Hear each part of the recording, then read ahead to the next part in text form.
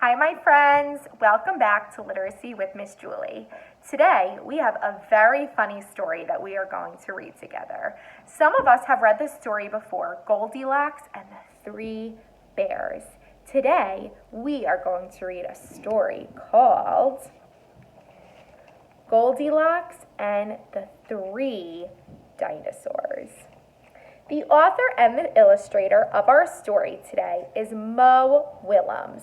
So since Mo Willems is the author and the illustrator, that means that he wrote all of the words in our story and he drew all of the pictures. So let's get started and read Goldilocks and the Three Dinosaurs.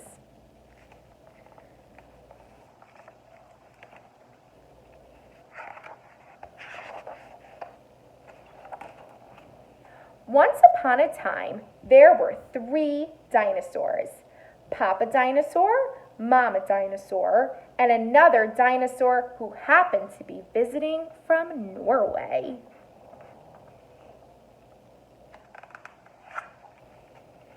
One day, for no reason, the three dinosaurs made up their beds, positioned their chairs just so, and cooked 3 bowls of delicious chocolate pudding at different temperatures.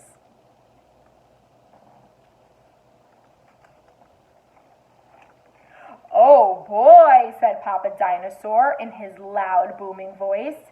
"It is finally time to leave and go to the, someplace else."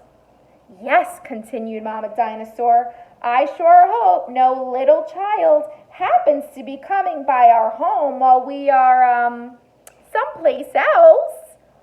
"Oh no, I think they're planning something."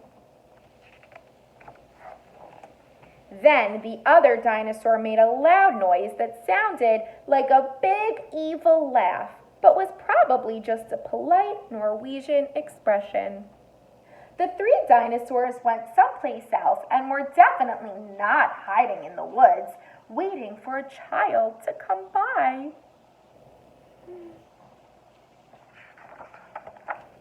Sure enough, 5 minutes later, a little girl named Goldilocks came walking along. Just then, the forest boomed with what could have been a dinosaur yelling, "Gotcha!" But it was just the wind. The loud noise was immediately followed by another loud noise that sounded like, "Be patient, Papa Dinosaur, the trap is not yet sprung." But it could have been a rock falling or a squirrel.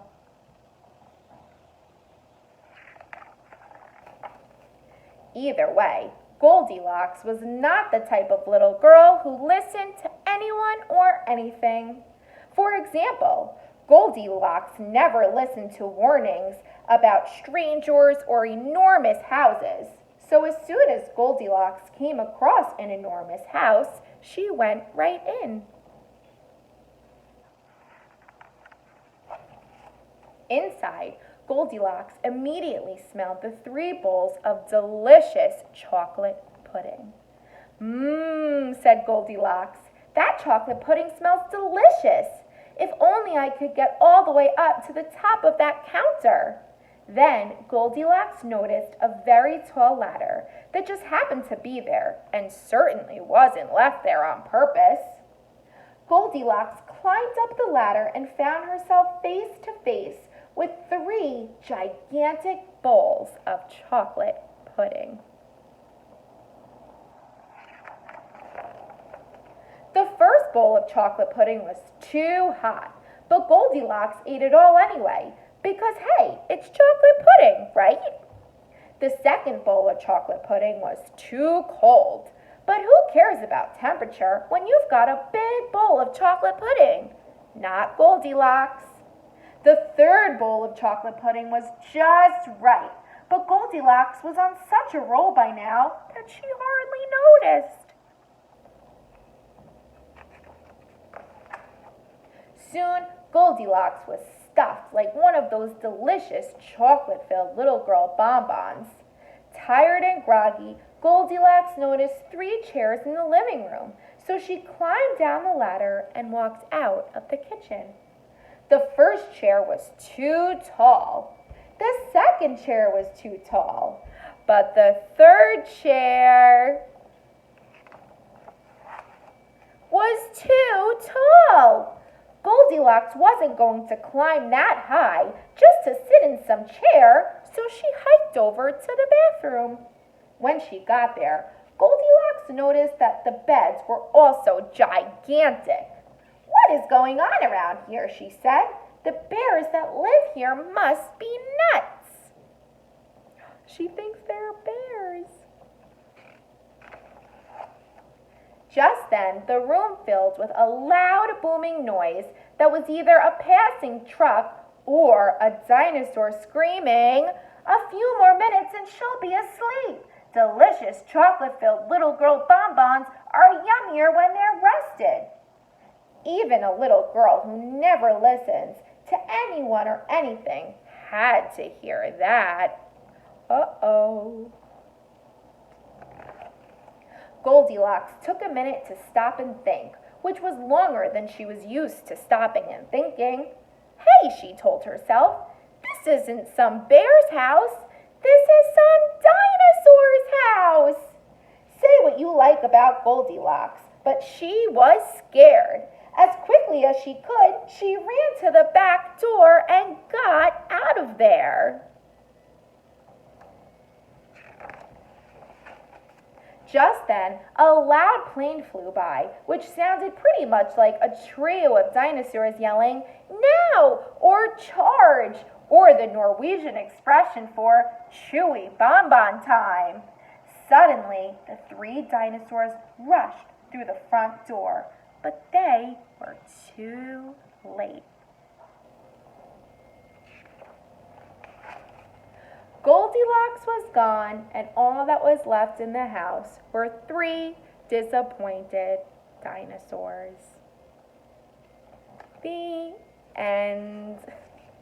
So, since we read a very silly story about Goldilocks and the three dinosaurs, like we had said, we read a story called Goldilocks and the Three Bears, where she ate all of the bear's porridge, and now we read a story about Goldilocks and the three dinosaurs, where she ate all of the chocolate pudding. So what we are going to do today is we are going to be our own authors and illustrators. So like we always talk about, the author is the person that writes the story and thinks of the words, and the illustrator is the person that draws the pictures. So this is what we're going to do today. I have here a sheet that says Goldilocks and the Three, and you are going to think of any animal that you want to make it a part of your story. So I chose Goldilocks and the Three Dogs, and I drew 3 dogs on my sheet. And since in our story we have different foods that all of these animals like to eat, like porridge and chocolate pudding, I thought that my 3 dogs would like to eat pizza. So it says, once upon a time, there were 3 dogs, and in their house, they had 3 pizzas. So I want you to think of any animal that you want to live in your home and what food you think they would eat, just like in our story that we read today about Goldilocks and the dinosaurs. Okay? And I can't wait to see what you come up with. The second thing that we have is a dinosaur egg hunt. What you're going to do is you're going to cut out all of the different dinosaurs and their eggs. And on each egg is an uppercase letter. You're going to hide them around your house. And as you hide them, you have to try and find all of the different eggs with the uppercase letters. And as you find them, you're going to color in each egg. Okay, so I can't wait to see all of the fun work that you're doing for our very silly story about Goldilocks and the 3 dinosaurs. I hope you have so much fun, and I'll see you again soon for another story. Bye, my friends.